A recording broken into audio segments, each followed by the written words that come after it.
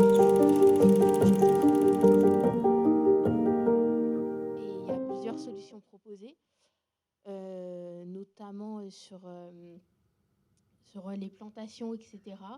Et donc voilà, et quant au film Palissade, on a voulu quand même le projeter parce qu'on trouve ça important qu'il y ait une fiction, et en plus une fiction sur la relation homme-animal. Et avec humour, on trouvait ça mieux parce que ça fait passer le message au plus grand nombre. Voilà. Bonsoir à tout le monde du coup. C'était vraiment hyper intéressant d'avoir ces deux films en perspective où justement on voit deux façons d'adresser le lien entre les humains et l'environnement. Et ce qui était très intéressant, c'était dans les deux cas, il y avait un rapport à la joie, soit par l'humour, comme vous l'avez dit, soit aussi par la vision, la philosophie de la personne qui gère le cimetière, qui est vraiment hyper touchante, hyper intéressante. Et je pense que ça parlera aux différentes personnes autour de cette table. Je vais vous laisser vous présenter chacun, chacune, pour que vous puissiez juste dire au public qui vous êtes et comment, sous quel angle on va pouvoir aborder ce débat, qui est très vaste et qui se rapproche des biotopes, de la gestion holistique des environnements, en perspective avec ces films. Donc, Hélène, si tu veux commencer. Oui, ça marche. Bonjour, donc Guylaine Goulfier. Moi, je suis à la base technicienne en agriculture, parce que j'ai un BTS en protection des cultures. Donc moi, je voulais être médecin des plantes, en fait. Mais très rapidement, au bout de 3 jours, j'ai compris que ça me destinait plutôt à vendre des produits chimiques pour Monsanto. Donc, très rapidement après mon BTS, en fait, je me suis orientée vers l'information scientifique et technique et agricole notamment. Et je suis devenue journaliste spécialisée en jardinage. Et tu as écrit notamment un livre qui a un rapport avec la joie et le Oui, tout à fait. jardinage. C'est-à-dire que parallèlement, enfin, moi, je suis aussi une jardinière, hein. Et parallèlement, j'ai écrit des livres sur ce thème, hein, de la gestion justement dans les jardins, de la biodiversité, et puis comment on vit avec des Philippes, notamment, mais également, moi, je tiens vraiment à ce qu'on se réapproprie aussi par la culture, par notre jardinage. Je veux qu'on jouisse un peu de notre environnement aussi, de façon respectueuse. J'ai écrit un livre qui tourne autour de l'autosuffisance et qui s'appelle Guide de survie joyeuse, parce que je pense effectivement que c'est par la joie qu'on on peut faire. Voilà. Merci beaucoup. Bonsoir, déjà merci d'être venu. Moi je suis Pierre Chopin, le réalisateur de Palissade. Donc voilà, enfin, le sujet en fait de la relation homme-animal, c'est vraiment un sujet qui me touche beaucoup et dont j'ai envie de parler. Et là vraiment la palissade, c'est vraiment un peu la métaphore, enfin le symbole en fait de la manière dont on considère finalement notre place par rapport au reste du vivant en fait. Donc avec une manière un petit peu archaïque de voir, de vraiment se séparer de notre environnement en fait, avec un mur comme ça qui viendrait découper l'espace de manière un petit peu débile en fait finalement, alors qu'il y a vraiment d'autres manières finalement de vivre avec notre environnement. Et voilà, c'était une invitation en fait enfin, inviter le spectateur voilà à mieux appréhender enfin voilà, à vivre d'une autre manière en fait notre relation au vivant. Et puis voilà, donc sous le style de la comédie, donc voilà, de vraiment de voir cette relation comme finalement avec des voisins qui vivraient dans le même village que nous finalement. Donc voilà, je souhaitais traiter ça comme un conflit de voisinage en fait, voilà, avec un médiateur social. Donc je me suis vraiment inspiré aussi de la manière de faire des médiateurs. J'ai pu parler avec des médiateurs de la faune sauvage qui travaillent un petit peu tous les jours aussi pour justement qu'on soit un peu moins ignorant par rapport à toute cette vie qui nous entoure. Et voilà, donc j'ai poussé un petit peu le curseur un petit peu loin pour parler mieux de ce sujet. Mais voilà. Merci beaucoup. Merci. Alors déjà, merci aux étudiants, aux lycéens de nous avoir fait découvrir ces films. Et voilà, moi je me présente, Christophe Petitpré, je suis réalisateur, je fais partie de la Compagnie des Réals. On est partenaire du festival et voilà, on est à peu près 80 réalisateurs. d'horizons complètement différentes et on avance ensemble dans un métier qui nous ressemble et avec des approches bien différentes. Et on a encore tout un panel sur ce festival d'approches bien différentes. Et, les films qu'on vient de découvrir encore nous le montrent. Moi, je trouve magnifique ton film. Petite critique, j'aurais tendance à aller un petit peu plus loin dans la violence, en fait, de cette dissonance entre l'homme et l'animal, voilà, je pense qu'on aurait pu être plus choquant encore sur, sur cette approche. Et puis l'autre film, c'est un cimetière, c'est un petit havre de paix, c'est une balade dans un cimetière bio. C'est un truc quand même assez un peu atypique, voilà, où on découvre effectivement tout ce monde vivant. Et n'oublions pas qu'on fait partie aussi du vivant, nous, voilà, et puis on n'a absolument rien à apprendre à toute autre forme de vie que l'on représente, en fait. Voilà, il y a des formes de vie sur cette planète qui sont beaucoup plus intelligentes que nous. Et voilà, et ayons au moins restons humbles en fait dans qui l'on est. Merci beaucoup. Voilà. Bonjour, alors je me présente. Je m'appelle Lovely Ndinga Ekobo, élève en première spécialité cinéma audiovisuel au lycée Catherine Raymond Jeannot. Après, j'ai pas vraiment. C'est très bien, ça va comme présentation. Ma première question était destinée aussi. Oui. C'était pour savoir quel était. En fait, dans ces deux films, il y a un rapport à la mort qui est quand même assez présent, dans le sens où la personnage principale, j'ai oublié son prénom, Jeanne. Jeanne, elle a quand même envie de tuer le sanglier à plusieurs reprises. Finalement, elle ne le fait pas. Et en fait, le cimetière, c'est quand même, il y a des histoires extrêmement touchantes de voilà d'un homme qui est encore vivant, qui a sa femme enterrée juste à côté de sa future place. Enfin, c'est quand même un sujet très fort. Est-ce que vous avez choisi ce film de par son rapport à la vie humaine, sa brièveté? Dans quel sens vous avez pris en compte le fait que ce soit un cimetière et pas simplement un parc, un jardin partagé ou quoi? En quoi est-ce que le fait que ce film était sur un cimetière a joué sur cette sélection? Peut-être c'est un peu compliqué. Alors, on a toujours l'image d'un cimetière un peu terrifiant, sinistre, un peu triste. Et là, on voit via ce court-métrage qu'en fait, que maintenant, vu le cimetière qu'on a vu, qu'il y a de l'animation, qu'il y a de la joie, que même si derrière la mort, la tristesse, tout ce qui est sinistre tout ce qui est sinistre, on peut avoir la joie, etc. Bon, c'est pas très clair, mais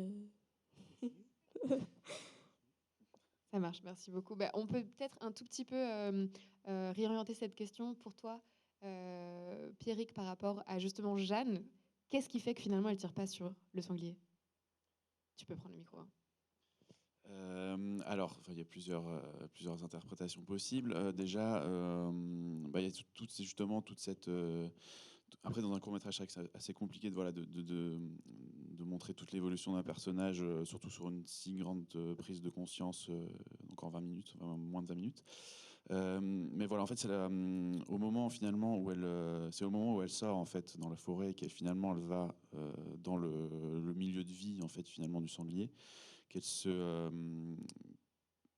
a cette prise de conscience. Donc je pense que c'est finalement en s'ouvrant vers l'autre qu'elle comprend un peu mieux qui il est et qui mérite pas finalement une balle dans la tête. Enfin voilà, c'est une solution un peu encore une fois un peu débile. Mais voilà, on a tendance à finalement à vouloir garder un confort et vouloir se débarrasser de ces problèmes-là un peu facilement. Et finalement, on a le droit. Enfin, dans notre société, on peut. Je veux dire, on va pas être emprisonné parce qu'on va tuer un sanglier, en fait. Donc voilà, donc ça nous pousse peut-être à réagir de manière un petit peu trop, comment dire, mortifère. Je sais pas si c'est le bon terme. Et justement, par rapport à ça, Christophe, est-ce que toi, tu voudrais développer un petit peu comment tu aurais rendu les choses plus punchy, plus... Qu'est-ce que tu voulais dire tout à l'heure quand tu parlais Moi, de ça? j'ai aucune prétention à. Non, mais c'est en général pour le message, l'appuyer. Oui. t'aurais fait? Oui, j'aurais été, oui, j'aurais été un peu plus violent peut-être sur ces propos. C'est vrai que on a tendance à s'accaparer le vivant, on a tendance à, enfin, je veux dire, il y a énormément de gens qui habitent dans les villes, qui partent en forêt comme si c'était une carte postale ou un poster, et puis ils rentrent chez eux pour retrouver le même poster d'ailleurs, parce que il y a peut-être une plage, je sais pas, dans les toilettes, ou peu importe, mais voilà, alors que dans une forêt, des milliards et des milliards d'intelligences, des milliards et des milliards de vies, des milliards et des milliards de choses à construire, à observer et à s'enrichir aussi. Donc, comment j'aurais traité ce film? Oui, avec, comment dire, un peu plus De contraste, disons. dissonance entre ce qu'on vit en ville et puis le milieu naturel. Et Guylaine, toi, je sais que tu as travaillé pas mal sur des animaux qu'on n'aime pas forcément, les limaces. Est-ce que toi, tu peux parler en fait de ce sentiment que le médiateur arrive à faire ressortir de chez Jeanne, qui est le sentiment de peur? C'est un sentiment qu'on a retrouvé aussi chez les personnes qui fréquentaient ce cimetière, qui en fait au début étaient en résistance par rapport au changement radical qui a été fait. Toi, dans ton expérience, qu'est-ce qui a fait que tu as vu ou non cette peur par rapport au nuisible, entre guillemets? Et ensuite, comment on dépasse cette peur? Tu peux prendre le micro. Bien sûr. Oui, déjà, je vais rester sur Philippe, parce que je trouve que le film le montre bien, en fait, hein. Parce que le médiateur, ce qu'il fait ressortir chez les deux, chez Philippe et Jeanne, hein, c'est la peur, en fait. Mais ce que le médiateur fait ressortir aussi, c'est la prise de conscience qu'il donne dans un premier temps à Jeanne, c'est les besoins du sanglier. Il a besoin d'eau, comme elle, hein, d'ailleurs, comme elle. Et à partir du moment, je pense que on peut changer de regard, hein, sur ce qui nous entoure, à partir du moment où on comprend comment il fonctionne. Donc, mais pour comprendre comment fonctionne ce qui nous entoure, il faut s'y intéresser. Et moi, la scène où elle va dans la forêt, à un moment donné, elle le voit, elle a son fusil, mais on entend un oiseau qui s'envole aussi. Et pour moi, c'est la prise de conscience que, en fait, elle fait partie de tout ça, alors que nous avons tendance, nous les hommes, à nous mettre au centre de l'écosystème et tout gravite autour de nous. À un moment donné, quand on voit comment nous nous plaçons, enfin nous fonctionnons dans l'écosystème, nous en faisons simplement partie et on peut redonner sa place aux autres. Et c'est vrai que ben, moi je dis toujours, j'aime les limaces. Alors qu'on est d'accord, hein, c'est quand même l'ennemi numéro un du jardinier. En général, on déteste les limaces, mais parce que tout ce qu'on voit, c'est qu'elles vont tout bouffer. Elles vont tout bouffer dans notre potager où on a cultivé nos légumes, etc. Et quand on se penche sur la limace, ben en fait, on découvre que bon, bah, elle mange à 99,9% des champignons. Donc, c'est des éboueurs. Voilà, voilà. Il y a un truc qui est un peu moribond, une plante fanée. Bon, elle va la manger, elle va s'en débarrasser.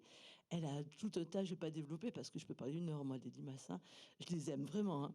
Mais c'est vraiment des auxiliaires, hein. On considère, les scientifiques considèrent qu'elles sont à la vie du sol ce que les abeilles sont à la pollinisation. Parce qu'elles disséminent dans le sol les micro-organismes et les champignons, les mycorhizes notamment, qui vont faire des liaisons avec les plantes, etc., etc. Mais elles ont un gros défaut, c'est qu'il leur manque une enzyme qu'elles ne trouvent que dans les jeunes végétaux, mais les végétaux tout jeunes, donc les petits semis, les petites pousses, etc. Donc il y a certaines périodes en fin d'hiver où il n'y a pas encore grand-chose dans la nature, et là, comme un frigo qu'on ouvre, elles ont un champ tout nu avec quelques plants de laitue. Alors forcément, on peut pas leur en vouloir, hein, elles y vont, quoi, c'est normal. Et en plus, si on a mis du paillage, c'est cool, hein. En plus, elles ont le gîte et le couvert, donc donc c'est très bien. Bon, bah, quand on a compris ça, par exemple, on se dit, bah voilà, la limace, elle a besoin de verdure. Et ben, plutôt qu'essayer de la piéger, de la tuer, de mettre des produits même naturels, et ben on va se dire, bah tiens, je vais lui semer de la verdure. Donc, à côté de, plutôt que faire des laitues paumées, je vais faire une ligne de laitue à couper et je vais semer de la moutarde en engrais vert. Et du coup, eh ben, on peut vivre avec la limace, comme Jeanne peut vivre avec Philippe. Finalement, elle peut s'ouvrir, elle peut ouvrir sa palissade. Justement, je trouve que la palissade, c'est vraiment une bonne métaphore. C'est nous qui mettons des barrières entre nous et le reste du vivant. Une question très simple, mais dont la réponse sera sûrement plus compliquée. Dans le premier film, on voit que la réconciliation passe par une crise, une rencontre insolvable initialement. Et dans le deuxième film, on voit au contraire un changement immédiat qui paraît simple, qui paraît joyeux, etc. Selon vous, quelle est la proportion des deux types de changements et dans quel ordre, dans quelle échelle est-ce qu'ils peuvent se mettre en place? Qui se lance? Courage. La question est compliquée. Ah, mais on est comme ça ici. On traite des sujets de fond sur les possibles. Je vais me lancer. Je pense qu'on a besoin, personnellement, je pense qu'on a besoin, en tout cas, la société entière a besoin d'une crise pour bouger. Et elle a besoin que finalement, son confort soit un peu remis en question pour prendre des décisions. Donc, ça, c'est mon point de vue. Donc, après, je pense que les personnages du documentaire ont un moment dans leur vie où cette crise aussi, mais là, on les voit en l'état où ils ont déjà pris la décision justement de réaménager ce cimetière de manière plus respectueuse. Mais Juste, une petite parenthèse pour cette question. Ce qui est intéressant, c'est que dans ton film, ce que tu as choisi de montrer, c'était une rupture individu-individu. Et là, dans ce que j'entends, j'ai l'impression que tu parles de crise à une échelle plutôt de l'humanité. ouais, c'est ce que j'ai compris votre question par rapport à justement une échelle plus globale en fait.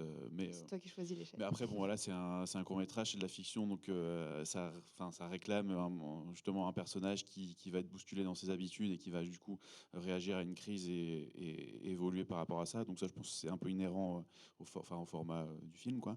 Après, le documentaire, je sais pas trop parce que j'en fais pas et je sais pas les manières d'aborder. J'imagine que voilà, c'est possible d'imaginer, de rendre compte finalement de décisions qui ont été prises. Mais pour moi, je pense qu'il faut en tout cas, il faut qu'on soit confronté à un problème pour pouvoir changer. Sinon, après, je pense pas, je vois pas la manière dont on serait amené à changer si on ne devait pas réagir à quelque chose en fait. Est-ce qu'il y a d'autres points de vue dans l'Assemblée? Oui, ça rejoint ce que je disais sur ton film qui aurait pu être un peu plus choquant. Je pense tout de suite à ce que tu disais là. Je dis pourquoi ne pas tuer le sanglier et puis tout d'un coup il y a un deuxième qui arrive en fait, tu vois, où c'est un truc sans fin parce que la solution elle n'est pas là, elle est ailleurs. Je pense qu'on a besoin aussi parfois pour comprendre les choses d'être dans un choc émotionnel pour que ça avance, pour que tout d'un coup on ait un tilt, on ait quelque chose qui nous bouscule et qu'on comprenne qu'on fait mauvaise route. Et puis pour le cimetière, je pense que c'est un petit peu l'inverse.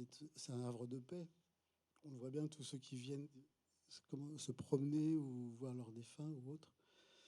On y est bien parce que y a une vie, parce que c'est aussi un ancrage aussi pour nous à la terre. Et c'est forcément un petit havre de paix qui est rempli d'amour aussi.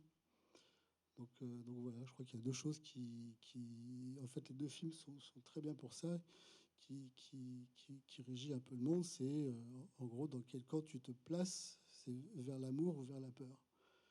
Et c'est le seul point. Enfin voilà, ce soir c'est un peu le thème. Lovely, est-ce que tu as quelque chose à dire par rapport à ça? Non. Ok, ça marche. Vas-y si tu veux. Oui, je trouve la question très intéressante. Qu'est-ce qu'il faut pour nous faire changer, pour amorcer le changement? Si on n'est que dans la peur, parce que d'un seul coup, on a quelque chose qui... Là, je ne vais même pas parler de l'échelle globale, hein, parce que là, il y a à dire, mais même d'un point de vue individuel, qu'est-ce qui fait qu'on va changer? Oui, il faut qu'il y ait quelque chose qui provoque une rupture, mais il ne faut pas non plus que... c'est compliqué, hein. Là, vous pouvez tous avoir votre opinion. Si c'est trop aussi brutal, si on est d'un seul coup confronté à quelque chose de trop violent, on s'enferme aussi. On s'enferme dans la peur, hein, comme tu dis, Christophe. Mais par exemple, si Jeanne avait tué le sanglier, un deuxième sanglier serait venu, puisque c'est le seul point d'eau de la forêt. Et ben, elle aurait tué le deuxième sanglier, et le troisième et le quatrième, et elle n'aurait pas changé. Donc il fallait vraiment le médiateur. En fait, il était nécessaire. Et c'est là peut-être que la joie, le bonheur peut nous aider aussi à changer. Euh, Avec mon histoire bon, non, c'est quand même un peu connexe quand même, hein. Cette histoire de comment on devient plus autosuffisant, hein, comment on profite mieux de ce qu'il y a autour de nous, que ce soit la nature ou le jardin. En fait, souvent à la base, ça va être des raisons écologiques ou économiques, hein. Ça va être d'un seul coup un chômage, hein, une perte de moyens financiers qui fait que on doit changer.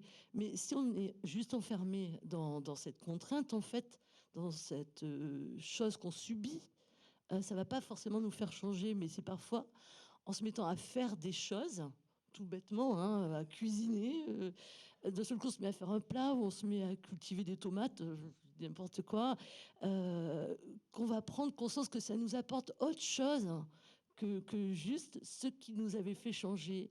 Et c'est quand même par le côté joyeux, le côté, on s'aperçoit que, en fait, c'est sympa aussi d'être dehors et que, je faisais comme ça avant, mais là, je peux changer. Et il y a quand même des choses qui peuvent, des germes, hein, qui peuvent s'ajouter les uns aux autres, qui vont nous accompagner. Si on est, voilà. Je sais pas si je suis claire. Si, c'est très très clair.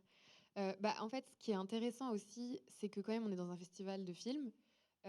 Et la question de ce qu'on choisit de montrer, les émotions qu'on choisit de faire passer, c'est très intéressant. Dans le deuxième film, on utilise beaucoup la poésie à travers les images, à travers les épitaphes qu'on voit, à travers en fait aussi les jeux de lumière, le rapport avec les bougies, les statues qui sont personnifiées, etc. Là, on a quand même deux réalisateurs autour de la table. Euh, je trouve que, enfin, je ne sais pas si vous voulez et pouvez développer par rapport à ce rapport entre votre posture personnelle sur ce qui fait changer les gens, votre posture personnelle sur ce qui fait que on a assez du bien pour pouvoir changer les choses. En fait, ce rapport entre l'action, la compréhension et la prise de conscience, elle est vraiment nécessaire, je pense, dans la création de films. Et comment est-ce que vous voyez ça personnellement? J'ai bien conscience parce que c'est quelque chose d'intime. Comment vous voyez ça personnellement, lier l'aspect émotionnel et l'aspect création?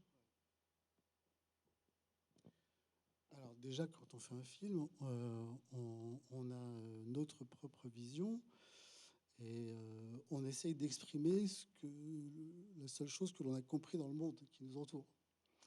Donc la vision nous appartient, en fait. Et on essaye juste de communiquer. C'est une forme de communication aussi, d'un point de vue. C'est le principe du documentaire. Comment je pourrais développer ça après Juste par exemple, toi, ce que j'ai l'impression de comprendre de la suggestion que tu as faite, ouais. c'est l'idée de faire quelque chose de presque tirer à l'extrême un scénario pour comme épuiser, voir en fait ce à quoi ça nous emmène, épuiser cette route et en ouvrir d'autres. Est-ce que c'est Oui, un passage oui. Quand tu tournes un film, en fait, chaque jour où tu es en tournage, en fait, te fait découvrir un peu plus ton film, en fait, quelque part. Parce que des fois, tu es confronté à une situation auquel tu t'y attends pas du tout. Et puis d'autres, c'est trop parfait pour... Il y a des jours de tournage où, en fait, tu t'attends à la journée et elle se passe exactement comme tu veux. Et tu arrives en montage et en fait, c'est tout plat, il se passe rien, c'est absolument pas... En fait, ça rentre pas dans le cadre de ce que tu imaginais euh, dans ton scénario. Enfin, il y a pas vraiment de règle. C'est vraiment une approche. C'est vraiment une approche personnelle, un film. Je sais pas ce que tu en penses, toi. Je ne sais pas si ça va compléter ce que tu as dit ou pas, mais en tout cas, pour revenir justement à la question du personnel et le fait que justement, j'ai trouvé que j'avais pas été assez violent avec le sanglier. Plus Non, de mais c'est vrai, en violence. fait, c'est un message qu'on veut, un film, c'est un message qu'on veut faire passer, et c'est vrai que des fois, on n'est pas.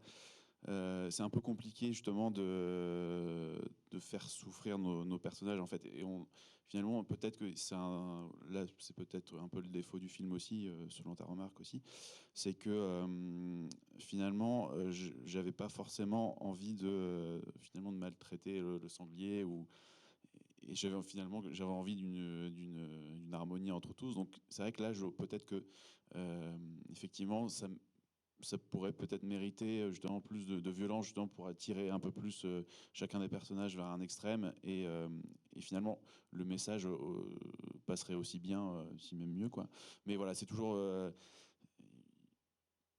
on veut faire passer un message, il faut savoir en fait finalement se départir un peu du message pour y revenir ensuite peut-être par un moyen détourné. Hein, mais non, non, mais c'est des réflexions en fait qui font finalement qui font sens quoi. Donc Merci beaucoup déjà pour tous ces points de vue qui ont été vraiment hyper intéressants.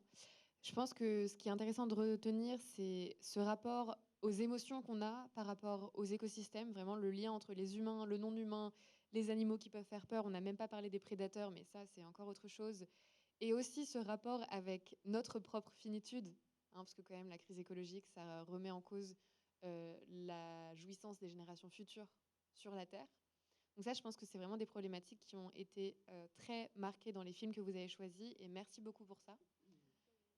Je vous propose de prendre un temps pour prendre vos questions, si jamais vous en avez, par rapport au film, par rapport aux personnes qui y a à côté, et aussi sur la notion plus générale de comment on traite la question du changement climatique dans les écosystèmes.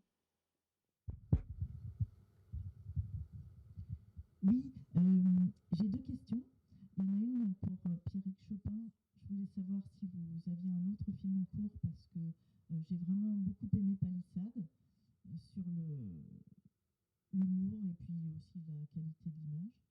Donc voilà. Et l'autre, c'est que en fait finalement, là, on a parlé presque de communication non violente avec le sanglier, d'émotion avec la joie.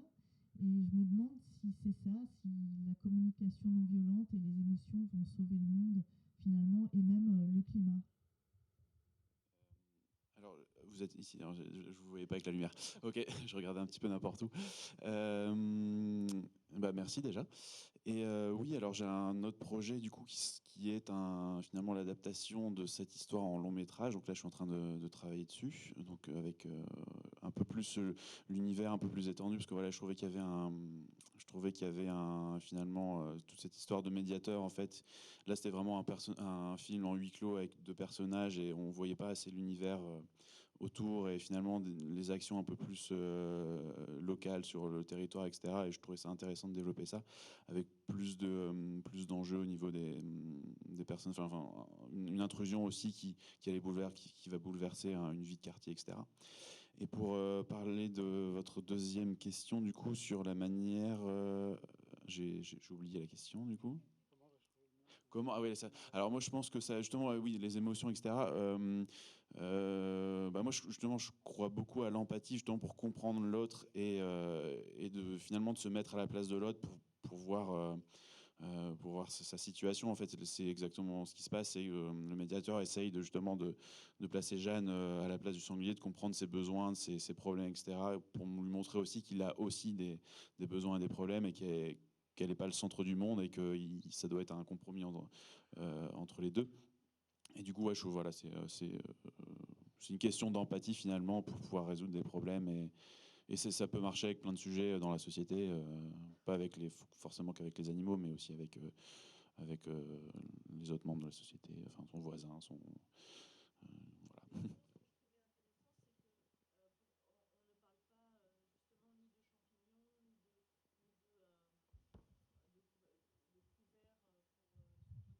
Enfin, c'est pas des réponses biologiques ou scientifiques qui sont apportées ce soir avec vous, c'est des réponses plus oui, psychologiques. Et je trouve ça chouette.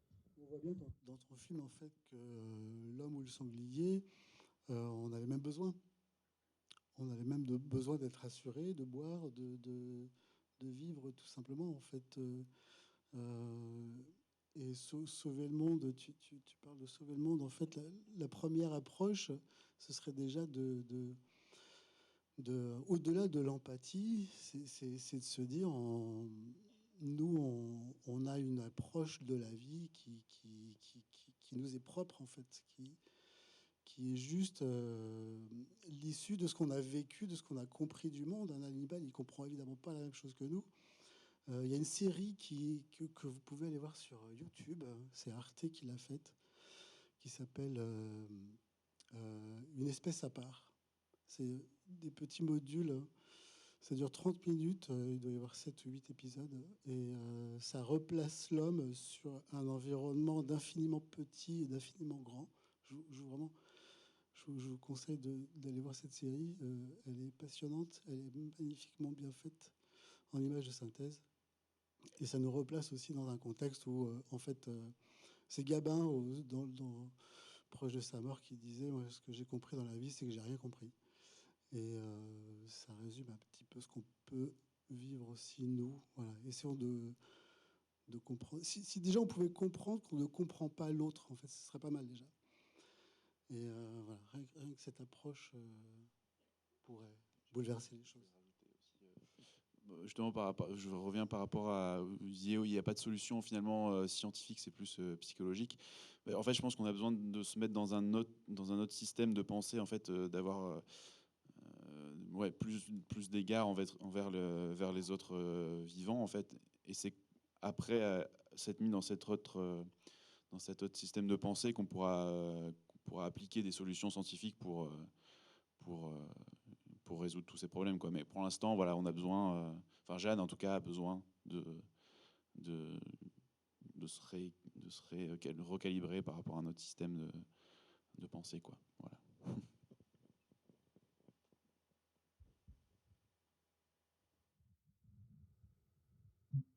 Ça marche. Oui, tout d'abord, bravo aux lycéens. Voilà, je voulais de nouveau vous féliciter pour le choix que vous avez fait de ces deux courts-métrages qui sont super complémentaires. Voilà, quand on est ado, voilà, d'avoir un peu de recul sur ce qu'on voit, c'est super intéressant. J'ai juste un avis à vous, à vous donner, puis aussi une question pour vous, les lycéens, après. On a particulièrement apprécié le Palissade, effectivement, ce soir. Ça a été dit sur le fait que l'être humain se considère souvent comme différent, ou en tout cas à part dans la nature, alors qu'on est complètement animal. On l'oublie souvent, donc il n'y a pas de différence effectivement pour nous entre le sanglier qu'on voit et l'être humain. Et puis je trouve que le court-métrage aborde d'une manière très intéressante la question des besoins, justement. Et à partir du moment où la sécurité est des deux côtés, à partir du moment où l'équité est des deux côtés, à la fois animal du côté de l'humain, eh bien, la confiance va venir une fois. Il va falloir 2 semaines dans la piscine pour se faire confiance. Mais de là, il y a une solidarité qui est possible, en fait, entre les deux parties. Et donc, je trouvais que cette manière de voir les choses sur les besoins fondamentaux était particulièrement pertinente. Et puis pour les lycéens, donc je voulais savoir comment vous aviez, en fait, tout simplement accès à tous ces mini-films ou plus courts ou moyens. Et qu'est-ce que ça a provoqué chez vous? Est-ce que ça a bougé déjà des choses? Est-ce que vous en discutez entre vous, entre lycéens? Et quelle suite en fait vous allez donner à tout ça? Comment vous le gérez voilà, dans votre quotidien? Alors pour commencer, on s'est tous réunis un mercredi après-midi pour choisir donc plusieurs films qu'on avait. On avait une bonne trentaine de films à regarder. Et personnellement, mon coup de cœur, c'était Palissade. Une autre personne du jury qui n'est pas présente pour des raisons de délégué a décidé de prendre le cimetière Enchanté.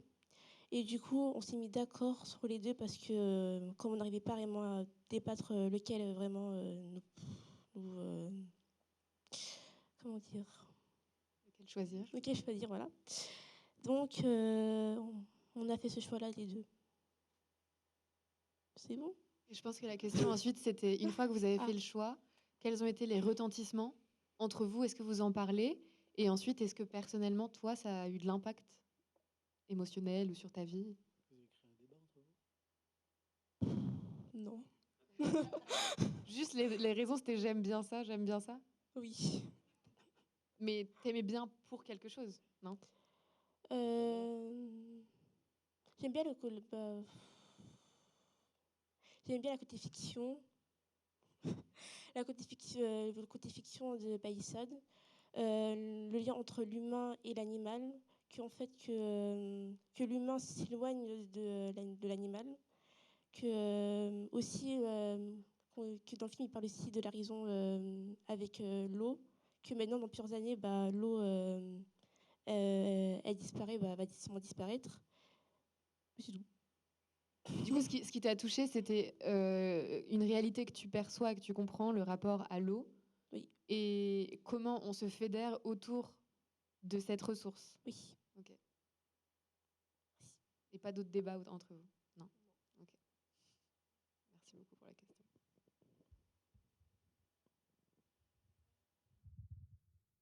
Bonjour, je m'appelle Hélène. En fait, moi j'ai bien aimé les deux films. Je voudrais dire aux lycéens que je suis ravie, parce que moi je suis une ancienne, et de voir des jeunes voilà, qui se mobilisent pour ça. Je peux que vous encourager de... Bon, vous avez dit là à l'instant, c'est beau, mais après, qu'est-ce que je peux faire? Qu'est-ce que je peux... voilà, parce que sinon, effectivement, vous avez parlé de l'eau. L'eau, la ressource, elle va disparaître et il y a un beau film juste derrière sur l'eau, donc c'est formidable. Moi, ce que je voulais dire pour les deux ont été beaux, hein, Palissade et puis Le Sanglier. Euh, ce qui en fait me plaît beaucoup, c'est que vous avez parlé de joie et je pense que vraiment c'est vrai qu'on avancera que par la joie. Et là, dans le film, le premier, on sent beaucoup que vous êtes gentil, l'empathie, que vous avez envie que le sanglier il se réconcilie avec Jeanne.